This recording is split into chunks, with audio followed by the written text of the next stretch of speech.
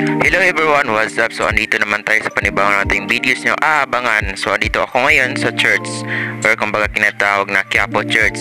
Alam naman natin kung gaano kasikat yung Quiapo Church na palagi na lang natin nakikita sa TV. So andito po sa likuran ko yung Quiapo Church mismo, na ito talaga yung pinagsushootingan ng mga batang Quiapo.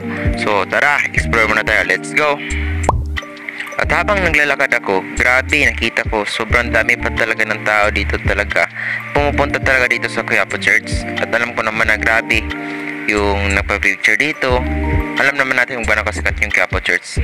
Isa sa mga pinaka-sentro dito sa Manila. At isa sa mga dinadayuhan. Habang ako, tamang pa-share lang. Tapos tamang pag-ikot-ikot lang habang pinagmasdan yung lugar, yung paligid at saka yung church. At alam ko naman na first time ko talaga dito pumunta, kaya sinulat ko na talaga dito.